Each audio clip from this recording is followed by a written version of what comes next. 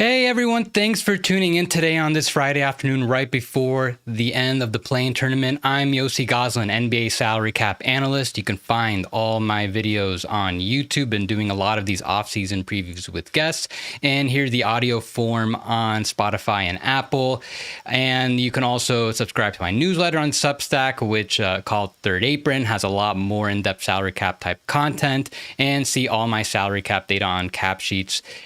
Today we are going to discuss the Sacramento Kings, who just got eliminated in a play-in loss to the Mavericks.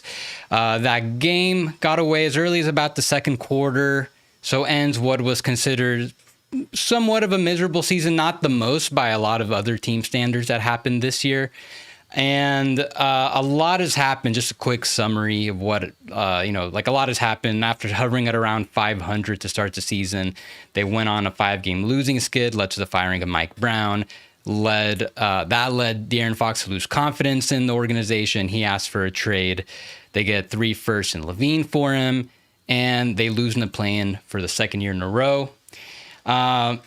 Somehow this wasn't a top 3 or 4 dysfunctional situation in the league. So joining me today to discuss the Kings and their upcoming offseason, you can find his work on Sactown Sports 1140 and hear him on the Kings Beat podcast. Brenden Nunes. I didn't even ask how to pronounce your name. Was that correct? You are totally fine. Yeah, Nunes. You're right there. Don't worry. Every single person gets it wrong. And honestly, that was my bad. Unprofessional on my part. But Brenden, how are you feeling now that the season is officially over?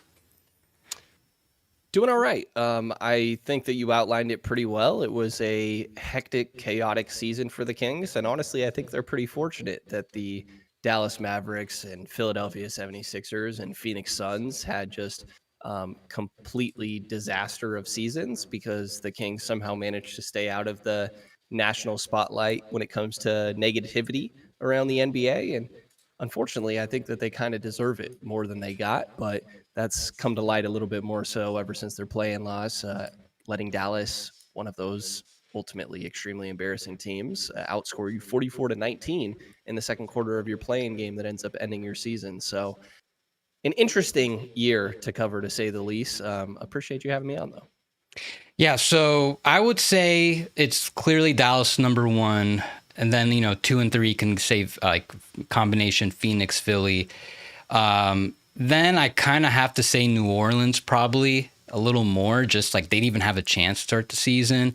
And I already have a lot of doubts about how they're going to look going forward after the change of management. Somehow, even though it kind of started early on, it seemed things were really not looking good, especially with the Mike Brown hiring. Definitely not the worst situation in the league somehow. But and I'm kind of familiar with I'm very sympathetic with a lot of what Kings fans have been going through over the past decade.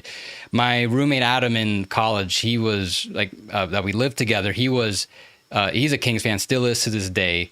And I remember 2013 when the news came out that the Maloofs were selling to that ownership group that intended to move the team to Seattle. I broke the news to him, and it was devastating for him. I kind of felt bad that I even had to bring it up. And so I understand a lot of what's been going on the past decade, but at the same time, the Kings are still here. There's similarly a lot of recently discourse against ownership meddling, especially with the Suns, for example. But and there's a whole thing on ESPN now, with Stephen A. Smith talking about him being the worst owner. But at the same time, there was a lot of really ugly stuff going on before. And at least there's a real investment to try to make the team better. So things could be a lot worse. The Kings are still here, but I understand a lot of the dysfunction at the same time. And just the overall direction, I think, has been the biggest issue. There's a lot of things that could be patched up, just hasn't. But, and especially relatively speaking, I've seen a lot of Kings fans want to call this the most, a very miserable season. Definitely not relatively speaking to a lot of the other seasons in the past decade. Especially coming off 46 wins last year, it was 40 wins this year, I believe, or 39. So it's, 40, pretty good, relatively speaking. but still pretty disappointing because I think now many are starting to realize just how far away the team is from like any really meaningful contention. So it kind of begs the question, and I think this is what we'll be just focusing on, the overall direction. Is it even worth continuing to continue on this exact trajectory, knowing that they're probably not in all likelihood make a deep playoff run, but it doesn't even seem good enough to at least make the playoffs after 2 years in a row. Yeah, which is I think a tough thing for Kings fans to handle. And I think from their perspective, a lot of when you see people saying that this was the toughest year they've had to endure as a Kings fan, I think it's all relative to expectations, right? Previously, at the end of the year, you could get really excited that Ben McLemore is getting more minutes right now, and what can he provide to this team? And while those are silver linings, I think that fans managed to get themselves excited a little bit in all of that.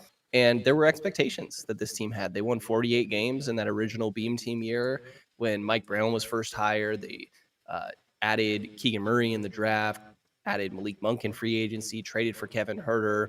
Domantas Sabonis was added at the deadline prior, and everything kind of clicked there, and they ended up being the 3 seed. But I think that Michael Porter Jr.'s recent comments, that being the same year that the Nuggets won their championship, where he says, the West was also a little bit weaker that year, I think definitely plays a factor in the Kings here because they win 2 less games the year following, and they're in the 10 seed. And they don't end up making it out of the play-in. And I think there's such a worse feeling around this team when, from my perspective, I don't know if they really regressed that much. I think that they kind of stayed on the course for essentially the same roster that they were dealing with to this point. But this year definitely has to be I would say, step in the wrong direction. And now they're going to approach an offseason where they're going to have to look for 2 things that they kind of signed up to get rid of throughout the course of this year. They need a point guard, and they need to figure out what's going on with their head coach situation. I think that Doug Christie is going to remain as that guy, but you just let go of Mike Brown and traded away De'Aaron Fox throughout the course of this season.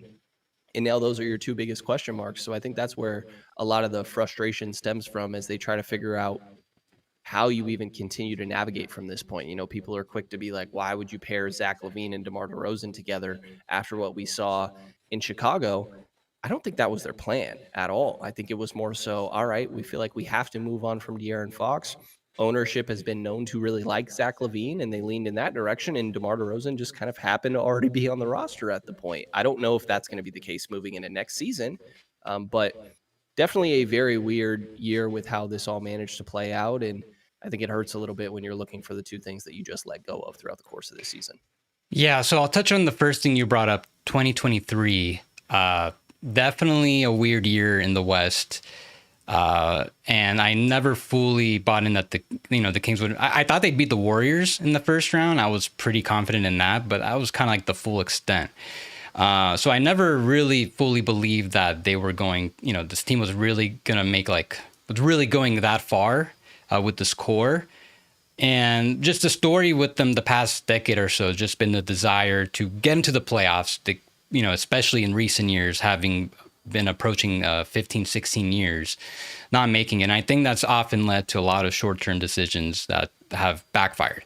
Seems like they were kind of going somewhere after that successful 2019 season where they almost made the playoffs and they were drafting relatively well and they fielded a pretty deep roster. They had who I thought was a pretty good coach in Dave Yeager.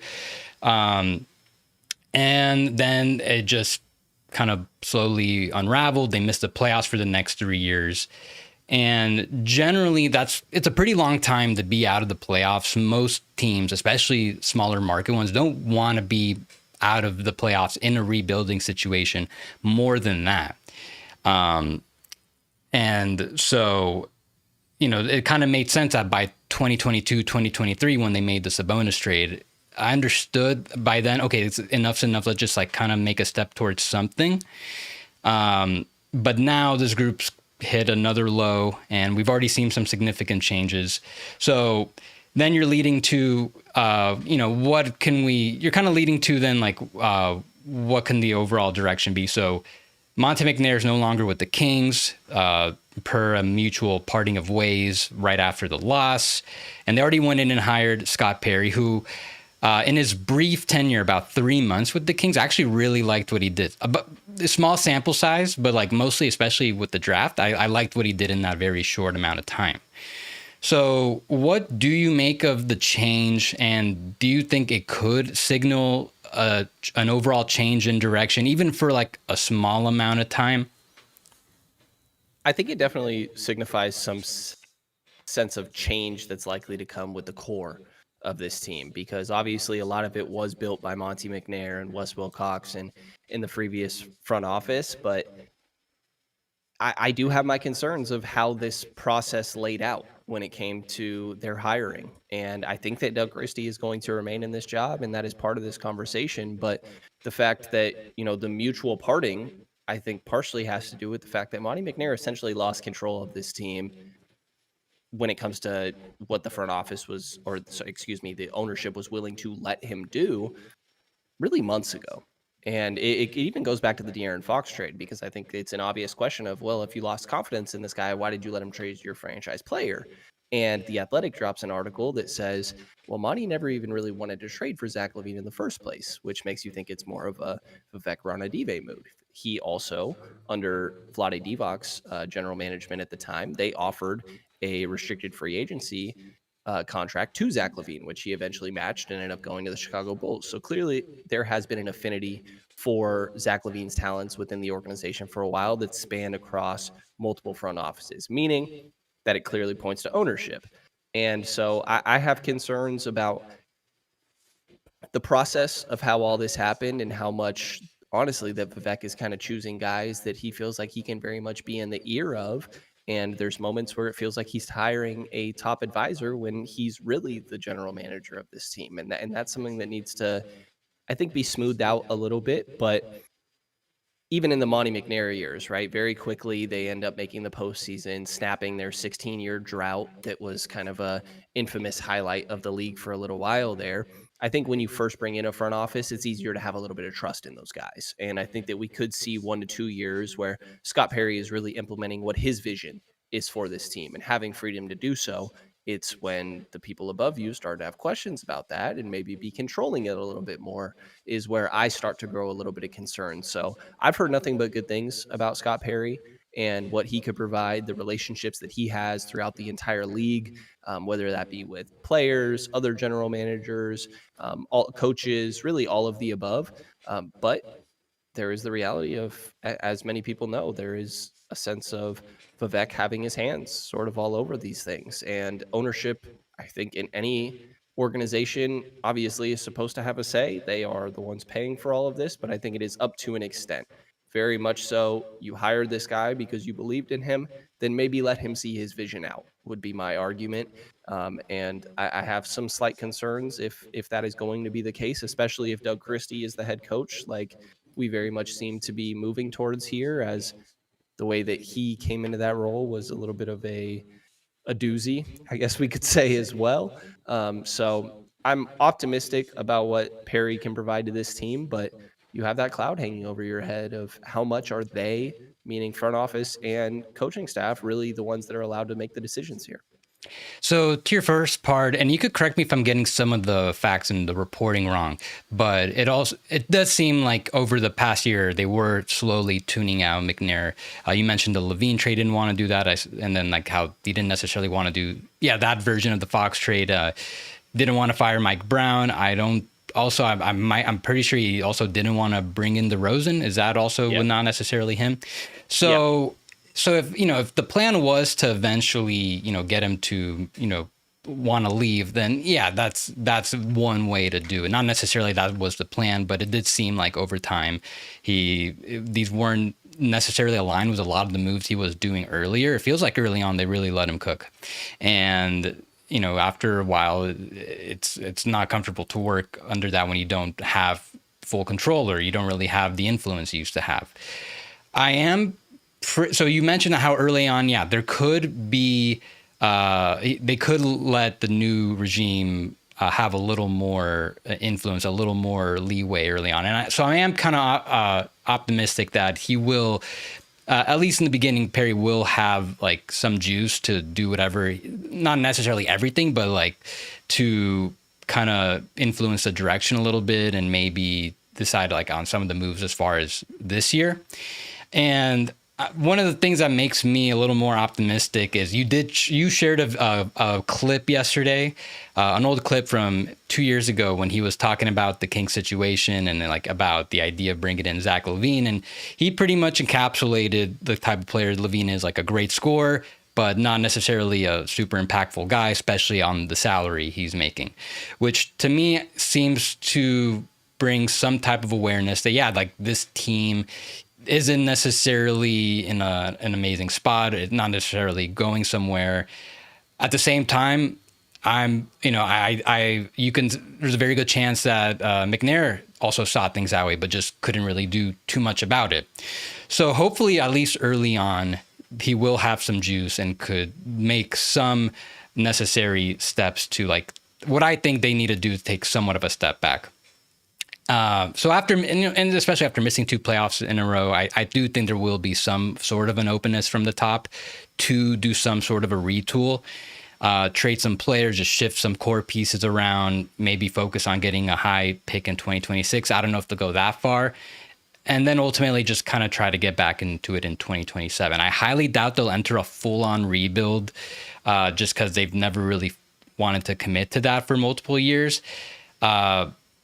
And, they're, especially with the Halliburton trade, I think that kind of made that clear, where they didn't get more draft picks. They end up getting a piece that can help raise their floor, stay out of the lottery. But even if the long-term rebuild isn't necessarily the plan, they might still end up being in the lottery anyways. And if you're a Kings fan who's listening and you're hoping that's what they do, just because they accidentally be in the lottery for multiple years again is not necessarily the same thing as like intending on entering a rebuild, because then they're also not focusing on trying to get a high draft pick, and they're not trying to accumulate more draft picks to expedite the rebuild. And maybe you end up holding out to some of your top guys a little longer than you should and lose some value. So that's where I'm at. I'm pretty confident that they are going to enter some sort of a retool. That's just my speculation. I just have a very tough way of seeing their path like forward, as in like with this exact group having somewhat of a trajectory up and further complementing this group. I do feel like that's what if I had to make a prediction, I do think they'll take somewhat of a step back. I tend to think the same, and I think that it would be involuntarily. I don't think that they necessarily want to take a step back, but it is sort of the reality of their roster right now. There are questions about how Domantas Sabonis may feel about the future of this group. No secret, DeMar DeRozan just finished his 16th year in the NBA, and he said at exit interviews yesterday he doesn't imagine himself playing another 4 or 5 years. And that's a guy that wants the chance to be able to compete a little bit for something. They signed him very late into the free agency process, which makes you think that it wasn't DeMar's first option, and it probably wasn't the Kings' first option in the first place. And it played out in hindsight to not be the greatest fit with this group. So there's questions about how they move forward with those guys. I've heard questions about how Malik Monk may feel about the future of this team. I mean, to be blunt, you've kind of heard questions about how every single player feels about the future of this organization. And I think that is more than understandable with how they've seen not only this year, but the history of this organization sort of play out. And personally, I think that resetting would be in their best interest. I feel like they've watched a lot of teams manage to successfully fully reset small market organizations that understand the only way you're getting a star caliber player, that number one option that is the hardest part of team building, is through the draft. Outside of these outliers where OKC manages to trade Paul George for SGA. And so I don't think the Kings are going to want to lean into that. And I worry that they're going to get stuck in a scenario where, a guy that's a number 2 or number 3 on a team is sort of overcast in their role, and they try to remain whatever their definition of competitive is, and that they may be floating around this play-in for a little while here. The inception of the play-in itself almost seems to be catering to the Kings in a way, right? A team that, if that didn't exist this year, this entire season would feel so much different for the last week and a half, 2 weeks, where they finished in the 9th seed. They were 8 games behind the 8th seed, though. There was a decent gap there in their production. So I think that they will attempt to remain competitive, But I will say personally, I don't know that I don't think that is the best way to try and build out this roster. So you think they'll remain competitive for next season, or you think they'll for sure? I think they will try to. I would be Okay. surprised if they manage to work to move off of Zach LaVine. That doesn't mean that I don't think they'll necessarily try, but I think for the most part, there is a level of commitment to that, especially when you go and trade your franchise point guard that had been here for 7.5 years. For that player, I think that they are fairly committed to the future that Zach LaVine has. I think they're going to try to salvage some of this stuff, like I talked about with Domantas Sabonis, and see if they can get him to stick around. I very much think that specifically ownership, to be honest, wants to remain competitive here. And a reality of this is when they agreed to keep the team in Sacramento, they forfeited their revenue shares for over half a decade. And now they want to be able to get that back a little bit, which also includes obviously postseason appearances. So I think that they're trying to make up for some of that, and also the fact that they made the playoffs one time in the last 20 years. And some of the fan base, to be fair, you probably see it every offseason where they say, I'm over this. And then those same people will be back the next year. Just kind of the nature of how this works. But I think that they very much are trying to just return to some sense of competency, which I roll my eyes at a little bit because I felt like they were just there and kind of threw it all away, to be honest. Okay, so let's start to look at their offseason, see how they could accomplish those things. Because I was very much in the mindset that I think they're going to have to do something a little more drastic to take a step back. But I think you might be right where ultimately, yeah, they're probably, there is a strong case to just run it back. Not necessarily that I agree with it, but, having, the case you can make is that, having abruptly lost Fox in the middle of the year like they did, and not have like an actual point guard, you could make internally you could come to the conclusion, hey, maybe if we actually stabilize that position and come into the season with the new head coach, that then things can be a little better. The question is then if things don't, if things like fail again for a third year in a row, what happens then? But let's just look into the season. So I'm looking at their cap sheet right now. If anyone's watching, you can view their salary cap sheet on capsheets.com. So they only have 8 players rostered at the moment and roughly like 25 million under the tax. So as of this stream, as of this recording, we still don't know if the Kings are going to keep their pick this year, but it's as of now, it's like pretty unlikely they will. They would need the Grizzlies and Hawks to win. They need both of them to lose just to maybe have a chance at a coin flip to keep it at 12. So 25 million below the tax might seem like, a decent amount of flexibility. Okay, you can use the mid-level on somebody. You can go after a point guard in a trade, increase a little bit of payroll. There is this Keon Ellis component. I don't know if you've put too much thought into it, but he's got a team option. So if they decline his option, they can make him restricted free agent, and then maybe they want to consider giving him a higher salary, kind of like what the Thunder did with Aaron Wiggins and Isaiah Joe. So the alternative would be you keep him on a minimum salary this year, but then he's going to be unrestricted. And then, the only way to make him avoid unrestricted free agency is if you extend them. So I am keeping an eye on that, and maybe they want to go ahead and give him a raise now, especially if it's something kind of team friendly, a little below what they think he can get on the open market. But that can cut in that, or the pick can cut into their flexibility. So just the big thing I'm trying to get at is they already have a pretty high payroll for a pretty middling team. You've got Zach LaVine making a max salary. You got Domantas Sabonis making max level money.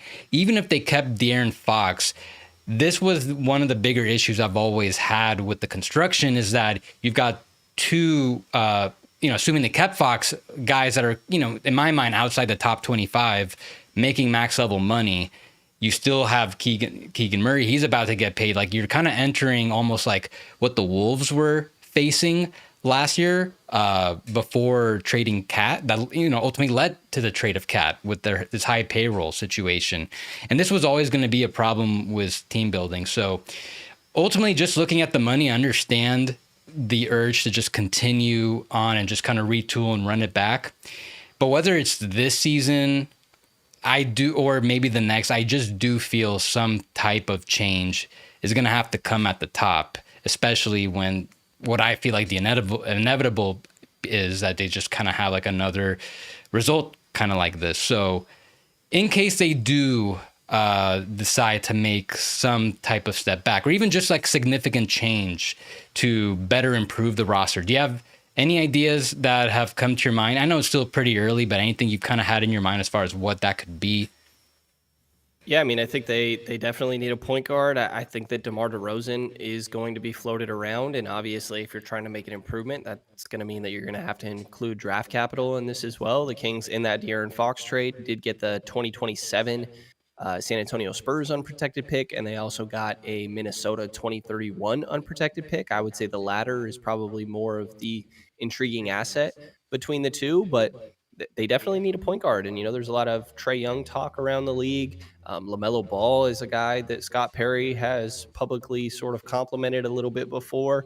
John Morant conversation seems to be happening a little bit as well.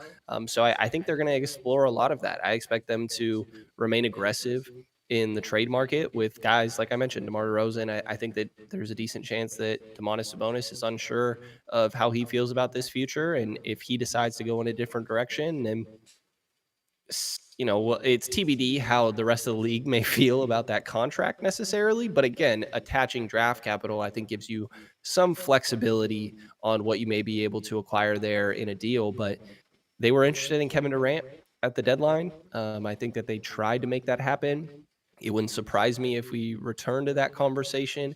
I've heard that Jordy Fernandez, who's over there in Brooklyn now, really liked Domantas Sabonis during his time in Sacramento, obviously under Mike Brown, and they've been linked to Cam Johnson before. So could you try to revisit a little bit of that conversation? I very much expect them to be extremely active in the trade market, and as much as they haven't made splashy moves necessarily, I guess maybe the De'Aaron Fox trade being the one outlier here, they have been extremely aggressive really during Monty McNair's entire tenure, with Wes Wilcox there being right underneath him. Doesn't necessarily mean that the trades always came to fruition, but they were actively searching. And I think that they are definitely going to try to do that same thing. And obviously, point guard is the big hole on this team, which might be a little bit ironic considering they just traded away De'Aaron Fox. But Domantas Sabonis said it himself. He feels like that is the primary thing that needs to be addressed this offseason. And I very much think that that's what they're going to chase. And that may mean with Domas's contract, that may mean with DeMar DeRozan's contract, or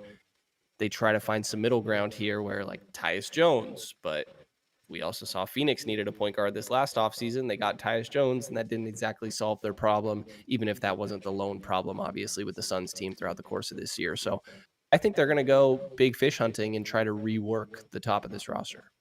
Okay, so you bring up the guard market, which is something I've discussed like in regards to several teams. I think there's going to be every year when you talk to people around the league, they say, oh, there's going to be a lot of movement this year. And it's the same type of thing coming up this offseason. And when I try to see where that might be, I look at the guard market. I feel like there could be a good amount of guards available. You bring up LaMelo Ball is a guy that I could see the Hornets making, not necessarily shop him around, but make him, they'd listen to offers on him. Trae Young's an obvious candidate. So I think there's going to be a lot more other guys that we're not even considering that become available. And I could see that becoming the tempting sort of pathway, especially if one becomes available at like a pretty good price that ultimately keeps the Kings on their current path and just try to reshape the core, mainly like I guess around Sabonis and Levine, try to fix things around those two. And you mentioned those 2 extra picks that they have. I think that is pretty significant, because if I'm the Kings, I don't feel good about trading my own first right now, especially just given the uncertainty of things, but also how, just knowing how the past 2 years have not gone as expected. I would want to trade multiple firsts out. So they do have those 2 extra firsts from the Fox trade. I think that Wolves pick is pretty valuable. The Spurs trade, the Spurs pick in 2027, probably not as much, but that is a little something that they could do without dipping into their own assets. So they do have somewhat of an avenue to try to significantly boost the rotation and complement this group. You mentioned point guard. I think that if they're eventually going to get one, I think they could really use another bigger wing who can guard. That's something they've desperately needed on this roster. I just don't know if they have enough assets though to get one, like both of those things done. Because then, okay, maybe you could talk me into them being a playoff team, but it's just that the roster leaves a lot to be desired in terms of like trade value. I'm not too sure what a lot of these guys, like I'm looking at it, are gonna fetch you, especially if they do decide to trade some of those other guys. Like you mentioned, DeRozan. I feel like his value is kind of neutral at best. He's a hard guy to slot on so many different teams. Levine, same thing. Like there was a reason why, even though he was having like an all-star level season, there wasn't a lot of interest, and it's because his contract. He does have that player option, and I do think there's going to be extension discussions with him, maybe to get him to lower that $50 million player option and then extend on something a little more like what his actual value is. But if he were to be traded, that's kind of the one element that might not necessarily raise up his value, but have teams actually be more interested knowing that they can get him on like a cheaper number next year. So, I'm just looking at the rosters. I'm just not entirely sure how they're, other than maybe getting a point guard, like a pretty good guard, which, okay, I could see that happening. Beyond that, I still not sure how you're able to cobble together something else to fill in some other pieces, especially with these two max guys. Like I mentioned, maybe you potentially bring in a third if it's a point guard. And again, that just kind of leads me back to eventually them making something more significant. Like you brought up Sabonis. That's something more where I don't even think that'd be like entering a full rebuild. I do feel like if they were to trade him, they could reshift things to make the team possibly even better now. I've got a couple teams in mind, but if they were ever to trade Sabonis, I mean, what you mentioned, like Cam Johnson, for example, but do you have anything else in mind as far as like what that could be, as far as like their desired return? Yeah, honestly, I don't have a great feel for desired return when it comes to the Kings' perspective. I think that ideally, in their mind, Domantas Sabonis does not ask to move on from this situation, but more so from the other side, I think it's really tough to. We talked about like Domas being a very unique player.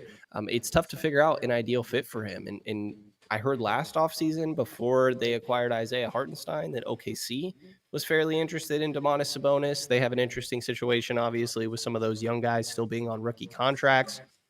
There's part of me that wonders if that could be somewhat revisited, but I also think we may be past that point. Memphis is one that I think makes sense to me. Again, the unique fit with Domas, I think you need to try to find a four that, or a five, however you want to qualify it, that can space the floor but also protect the rim, which is a little bit ironic because you would think that Miles Turner falls into that, but we obviously saw how that played out during his time in Indiana. So it makes me think of Memphis a little bit with Jaren Jackson Jr.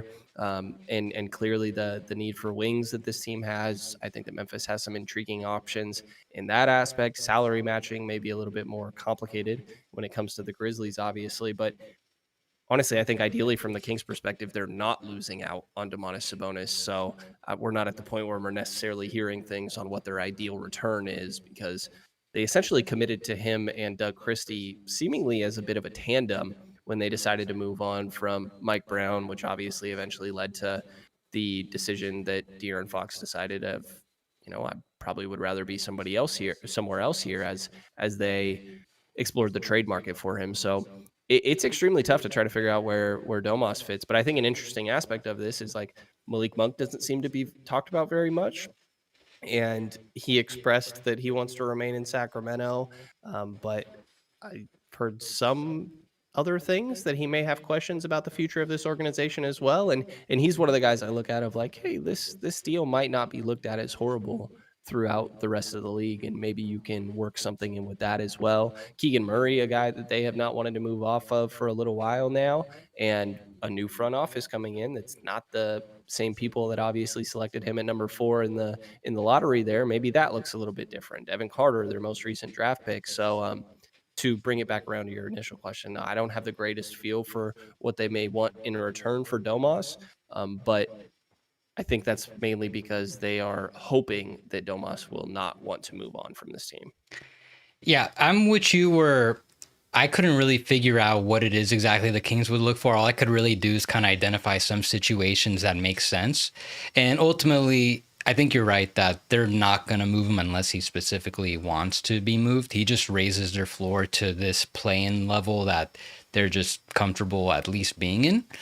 But I just think it's important to bring it up because, again, like we look at the roster, I don't think it makes sense to trade future draft picks. They don't have too many extra draft picks. And when you just see what else they've got, you mentioned Keegan Murray, who in the back of my mind, I'm always kind of thinking like, would they? I think they want to keep him, but maybe there is something out there that they'd consider. Like something that kind of springs to my mind is, what if the Nuggets decide to make a change and they're willing to do like Aaron Gordon for Keegan Murray, get a little younger, reset the timeline.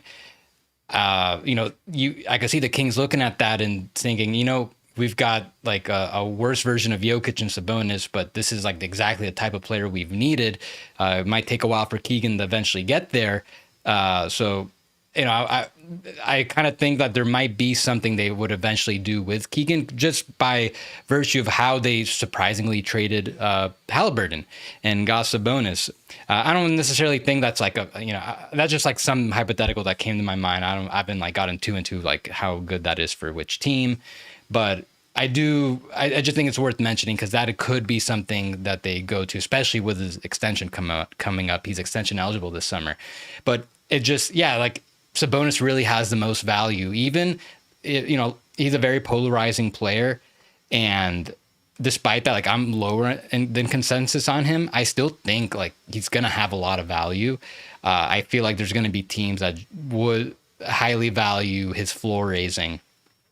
And like so I have a couple teams in mind. Like you mentioned the Nets. That is a team I kind of had in my mind. The Bulls, just a team that they've done a lot of business with. I could see them wanting to get go from Vucevic to Sabonis. You can maybe get a guard there if you're the Kings. The Raptors are a team I've thought of where they're probably I think they might look to get a better big man.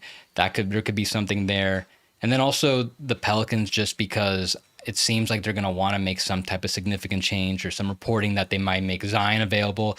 Not necessarily saying that would be the swap, but I could see the Pelicans wanting to get a floor-raising guy like Sabonis. So maybe there could be something there. So, but yeah, I just think it's important to at least like bring it up. I don't think they'll trade him, but it really is, in my mind, the most likely way they can either make a nice retool and take a step back and get somewhere a little better a couple of years from now, or add the pieces they need to make the team right now meaningfully, not like super meaningfully better, but like a little meaningfully better.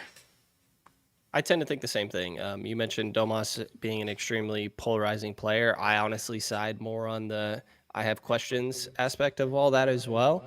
But he's a floor raiser, and you can't deny like what he does on a nightly basis. The leading the league in rebounds for the last 3 years and increasing his averages every single year in the process of doing that as well. I think his greatest skill is making his teammates better. I think that you saw that with De'Aaron Fox. Maybe not as much with DeMar DeRozan and Zach LaVine, as well. He and Zach only played 10 games together. So I think there is still an aspect of, you could say, hey, we'll see how these guys look after a training camp together. But early returns were not the most optimistic. I will say I think the Zion thing is pretty interesting to me. And I've had the idea mentioned before of a team that would probably like to have a little bit more stability. And from my perspective on the Kings side, they need to figure out how to raise their ceiling. And that's extremely difficult to try and do when you're in this small market team, like we kind of talked about earlier. And Zion has his question marks, but there's no question that when he is on the floor, how productive that he is able to be out there. So I think that's something that definitely perks my eyebrows up a little bit.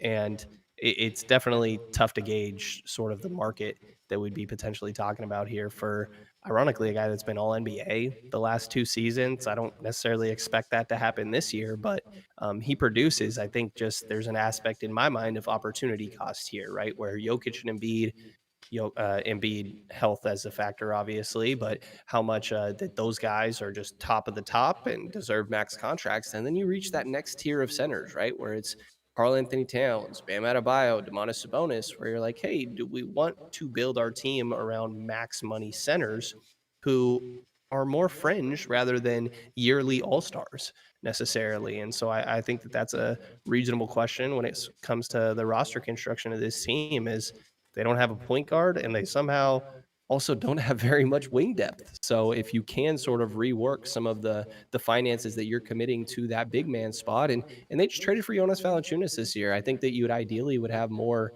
defense from your starting center. But that's a guy that, in my mind, is sort of fringe starter caliber, and maybe you can rework some of the, again, money you're committing to Domas to some of these other positions where you definitely need to make improvements. Yeah, I think we're kind of on the same page as far as Sabonis as a player and kind of what he brings. And I'm just, without, now I guess I'll say more explicitly, but I think everything I've said kind of alluded to it. But I'm at the point where I think if I'm the Kings, I'd probably trade him sooner than later, especially because I do think they got to take a step back. And the thing is, like, the longer you keep him, the more likely you might lose value on him. But at the same time, it seems like they're just going to miss the playoffs again. But just because of his floor raising attribute, you're not going to finish low enough to get a high enough pick. And now I'm interested in seeing how the draft goes with Perry in control now.